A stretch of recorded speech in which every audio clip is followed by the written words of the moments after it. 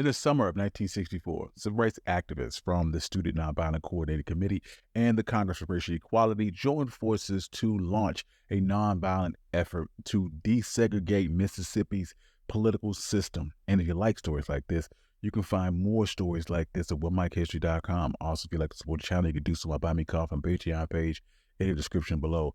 Please give us 5 stars on Apple Podcasts and support the YouTube channel. But without further ado, let's get started. During a period between 1890 and 1910, Southern states effectively disenfranchised African Americans. This was accomplished by passing state constitutional amendments and other laws to impose financial costs, literacy tests, and residency requirements on voter registration. These practices were upheld by the United States Supreme Court, and even when they were overruled, states would create new methods to exclude African Americans, such as grandfather clauses and white primaries. They maintained this exclusion of blacks from the political system well into the 1960s. By 1964, the civil rights movement was well underway and had made significant progress. The Freedom Riders in 1961 had challenged Jim Crow laws in the segregated South, and Martin Luther King had delivered his renowned I Have a Dream speech in August of 1963 at the March on Washington. Despite this, African Americans in the South were still being denied their constitutional right to vote due to intimidation and violence, poll taxes, and literacy taxes. Without access to the polls, political change in favor of civil rights was slow to non-existent. This bleak reality, it became apparent that a broader strategy would be required to dismantle this systemic prejudice. Consequently, the Council of Federated Organizations was established in 1962. This was an amalgamation of the 4 major civil rights groups: the NAACP, the Southern Christian Leadership Conference, the Student Nonviolent Coordinating Committee, and the Congress for Racial Equality. And this marked a major shift in the civil rights movement, transforming it from a set of individual battles to a statewide strategy. The Council for Federated Organizations' primary goal was to confront voting discrimination. Its larger mission included eliminating political, economic, and social disparities through nonviolent means.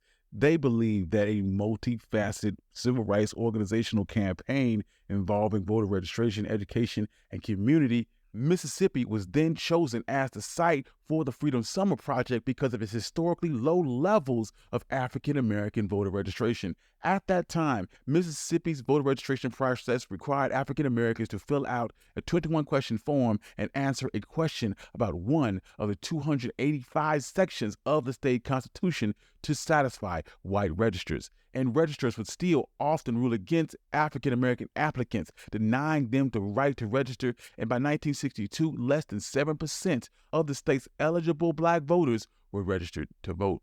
Bob Moses began planning for the Freedom Summer in the spring of 1964, recruiting passionate speakers to engage college campuses across the nation. His recruits comprised mostly of white college students from middle to upper class backgrounds. The SNCC's idea was to recruit white individuals was a strategic move and aimed at drawing the public and media's attention to their cause. The training of volunteers was an important part of the preparation and was held at Western College for Women in Oxford, Ohio, where they learned about voting registration laws, procedures, and challenges that were particular to Mississippi. Role-playing, psychological preparation were crucial in this training. Moses asked his staff and volunteers to commit to nonviolence, but few could oversee the extent of the danger that they would be facing. They were warned about the high risk of arrest and violence and were encouraged to read books such as Dr. King's Stride Towards Freedom and Lillian Smith's Killers of a Dream to mentally prepare themselves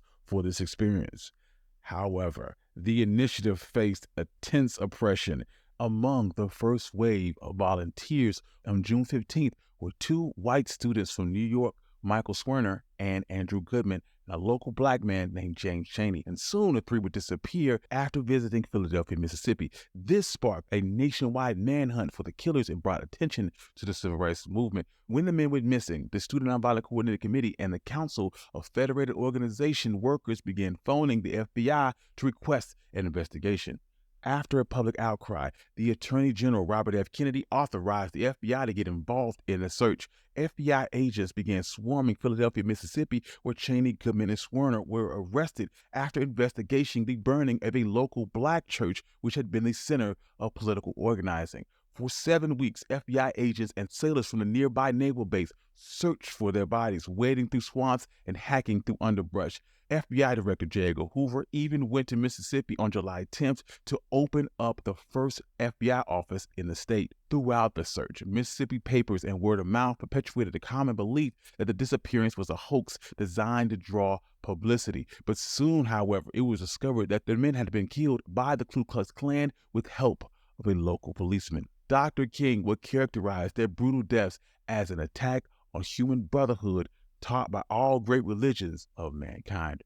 The activists of the Freedom Summer Project were shaken by the murders, but they were undeterred. The Freedom Summer Project was met with great violence, including numerous murders, bombings, kidnappings, and the torture of activists and local residents. This brought attention to the civil rights movement, but it also led to the Freedom Summer Project being denounced at all levels of Mississippi society. The state senators and the governor publicly refused to obey federal immigration laws. The state police doubled in size. Legislators passed new laws prohibiting picketing and leafing, and local sheriffs and police expanded their forces and acquired new weapons. Business leaders created the White Citizens Council to punish those involved in the Freedom Summer Project, and Black Mississippi residents' homes were foreclosed on. They were fired from their jobs. They were denied access to stores, and food pantries were shut down. Additionally, white supremacist groups such as the Ku Klux Klan targeted civil rights workers and Black residents. Between June 16th and September 30th of 1964, there were at least 6 murders, 29 shootings, 50 bombings, more than 60 beatings, and over 400 arrests of project workers and local residents.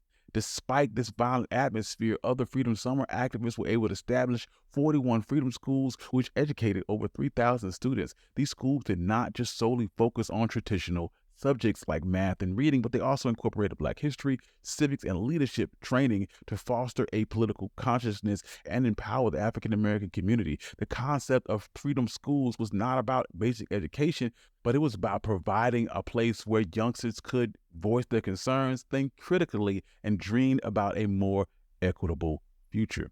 Following freedom schools and the voter registration drive came the establishment of the Mississippi Freedom Democracy Party. A major roadblock to gaining voting rights in Mississippi and across the South were state Democratic parties because Black Mississippians were barred from Democratic primaries and caucuses. So they formed the Mississippi Freedom Democracy Party and challenged the legitimacy of the all-white delegation of the state's Democratic Party. In 1964, the Mississippi Freedom Democracy Party achieved national recognition for its challenge of the status quo of racial discrimination by the United States, led by luminaries such as Fannie Lou Hamer, Annie Devane, and Victoria Gray. The Mississippi Freedom Democracy Party advanced its argument at the Democratic National Convention in Atlantic City. They argued that the state's regular Democracy Party was illegitimate due to the exclusion of Black folks. The Mississippi Freedom Democracy Party argued that they should replace them as Mississippi's representatives as the Democratic delegation. However, they were met with hostility and resistance from the political establishment. At the convention, a 68-person delegation brought attention to their cause. One of those delegates was Fannie Lou Hamer. Hamer gave a very powerful testimony about the injustices faced by African Americans in Mississippi. She would state that this is America, land of the free, home of the brave, where we have to sleep with our phones off the hook because our lives are threatened daily, just because we want to live decent human beings in America. President Lyndon B. Johnson, however, wanted a peaceful, non-controversial convention, and this led to threats made against supporters in line for federal appointments and withholding money from Martin Luther King Southern Christian Leadership Conference.